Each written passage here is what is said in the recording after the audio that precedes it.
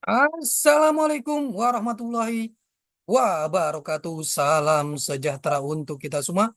Apa kabarnya rekan-rekan mahasiswa-mahasiswi Universitas Nusantara? Kita berjumpa kembali di mata kuliah Perilaku Konsumen di pertemuan yang ke-10. Tidak terasa kita sudah memasuki pertemuan yang ke-10. Mudah-mudahan Allah Subhanahu wa taala Tuhan yang Maha Esa memberikan kita keberkahan kesehatan sehingga kita bisa menyelesaikan mata kuliah ini dengan sukses dan lancar. Rekan-rekan semuanya, sebelum kita memulai proses belajar mengajar ini, alangkah baiknya sama-sama kita berdoa agar proses belajar mengajar ini berjalan dengan sukses dan lancar. Berdoa menurut keyakinan dan kepercayaan masing-masing. Berdoa dimulai.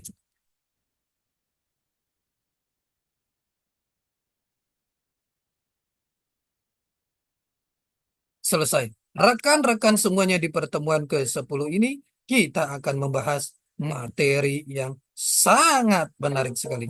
Mohon izin saya share materinya.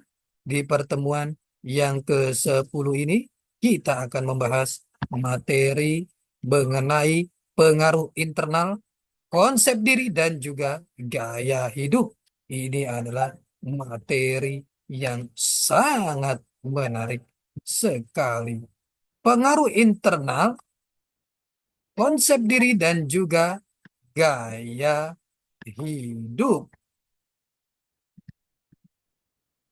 Konsep diri adalah persepsi seseorang tentang dirinya sendiri yang dibentuk melalui pengalaman-pengalaman yang diperoleh.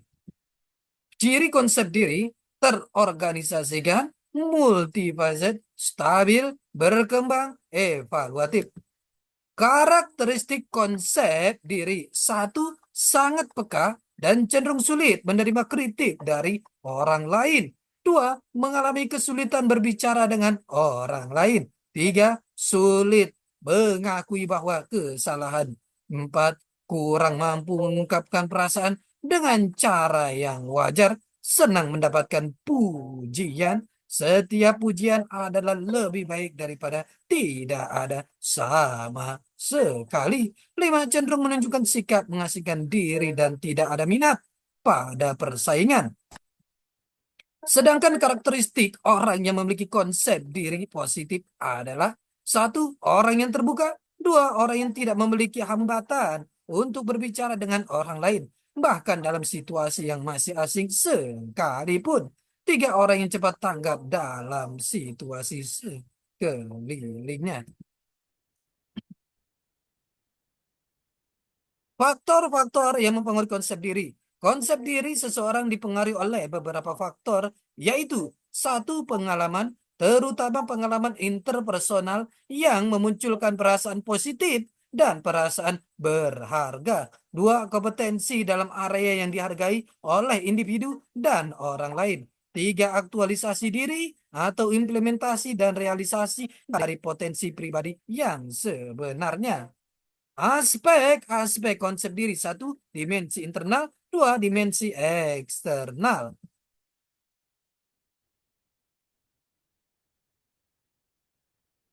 Gaya hidup. Gaya hidup lebih menggambarkan perilaku seseorang, yaitu bagaimana ia hidup, menggunakan uangnya, dan memanfaatkan waktu yang dimilikinya. Gaya hidup berbeda dengan kepribadian. Kepribadian lebih menggambarkan karakteristik terdalam yang ada pada diri manusia. Seiring disebut juga sebagai cara seseorang berpikir dan juga berpersepsi.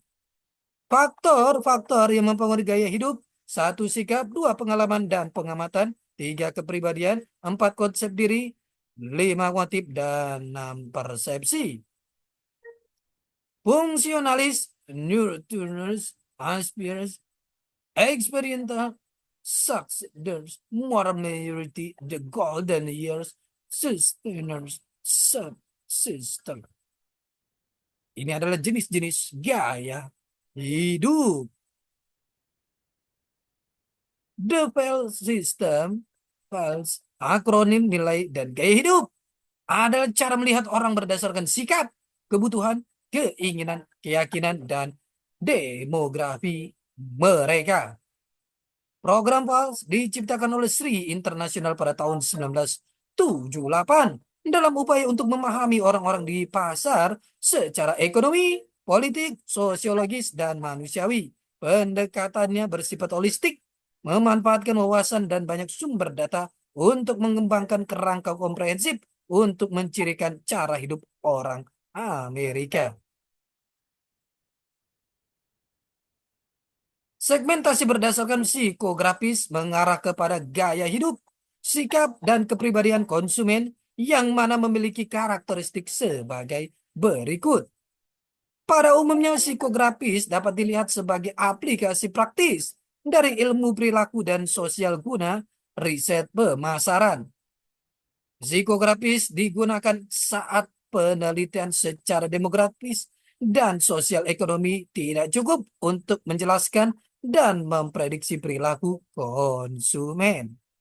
Secara spesifik, psikografis berusaha untuk menggambarkan karakteristik konsumen yang mendasari responnya terhadap produk, kemasan, iklan, dan promosi yang ditawarkan. Variabel tersebut dapat berkisar dari nilai-nilai yang ada dan gaya hidup, pulse, aktivitas, minat, dan opini, AIU, serta sikap dan persepsi tentang atribut produk. Segmentasi psikografis mensegmenkan pasar berdasarkan subvariabel berikut ini. Satu, kepribadian, personality. Dua, motivasi, motif. Tiga, gaya hidup, lifestyle.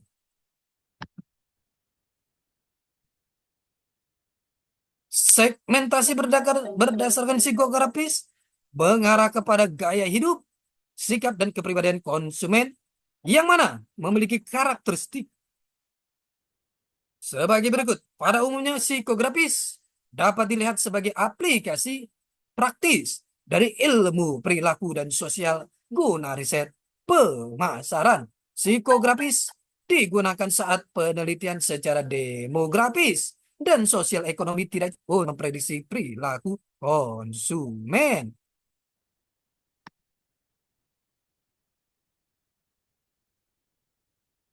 Secara spesifik, psikografis berusaha untuk menggambarkan karakteristik konsumen yang mendasari responnya terhadap produk, kemasan, iklan, dan promosi yang ditawarkan. Variabel-variabel tersebut dapat berkisar dari nilai-nilai yang dianut dan gaya hidup, pulse, aktivitas, minat, dan opini AIO, serta sikap dan persepsi tentang atribut produk. Segmentasi psikografis mensegmenkan pasar berdasarkan subvariabel berikut ini. Satu, kepribadian, personality. Ini adalah tergantung dari orang per orang, dari individu tersebut. Karena setiap pribadi atau seseorang itu memiliki kepribadian yang berbeda, terutama dalam interaksinya antara produsen dan konsumen. Dua, motivasi atau dorongan. Ini juga mempengaruhi dalam hal perilaku-perilaku konsumen antara produsen dan konsumen. Dan yang ketiga, gaya hidup, lifestyle, tentunya juga mempengaruhi perilaku-perilaku konsumen yang ada di masyarakat. Inilah tiga segmentasi psikografis mensegmenkan pasar berdasarkan subvariabel berikut ini. Satu, kepribadian, personality. Dua, motivasi, motif. Tiga, gaya hidup, lifestyle.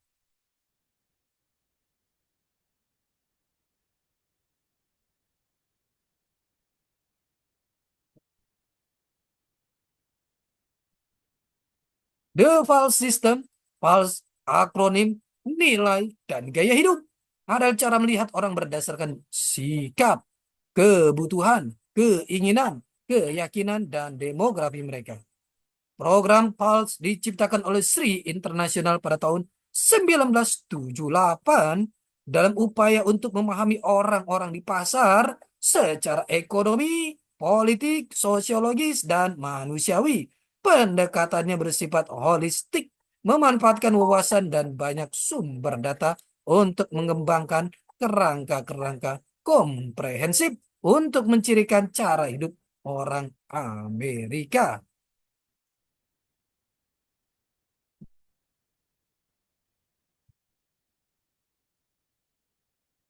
Jenis jenis gaya hidup. Fungsionalis, nurturers, aspirers, experiential, succeeders, moral majority, the golden years, sustainers, dan subsister. Itu adalah jenis-jenis gaya hidup atau perilaku-perilaku dalam perilaku konsumen. Faktor-faktor yang mempengaruhi gaya hidup dan juga gaya dari seorang konsumen. Sikap atau perilaku adalah faktor yang pertama. Yang kedua, pengalaman dan pengamatan. Hal ini perlu dilakukan oleh seorang konsumen. Kepribadian juga berpengaruh ke konsep diri, motif, dan juga persepsi. Gaya hidup lebih menggambarkan perilaku seseorang, yaitu bagaimana ia hidup, menggunakan uangnya dan memanfaatkan waktu yang dimilikinya. Gaya hidup berbeda dengan kepribadian. Kepribadian lebih menggambarkan karakteristik terdalam yang ada pada diri manusia. Sering disebut juga sebagai cara seseorang berpikir, merasa, dan berpersepsi. Itu adalah gaya hidup. Aspek-aspek dalam konsep diri. Yang pertama adalah dimensi internal, yaitu dimensi-dimensi yang ada di dalam seseorang atau di dalam diri seorang konsumen. Dua dimensi eksternal, ada di dimensi-dimensi yang berada di luar dari orang per orang atau pribadi-pribadi atau di luar perilaku-perilaku seorang konsumen. Ini adalah aspek konsep diri, yaitu dimensi internal di dalam dan dimensi eksternal di luar. Rekan-rekan semuanya, ini adalah pertemuan kita yang ke-10. Kita akan berjumpa di pertemuan-pertemuan selanjutnya. Tetap semangat belajar untuk mencapai kesuksesan. Salam sehat selalu. Assalamualaikum warahmatullahi wabarakatuh.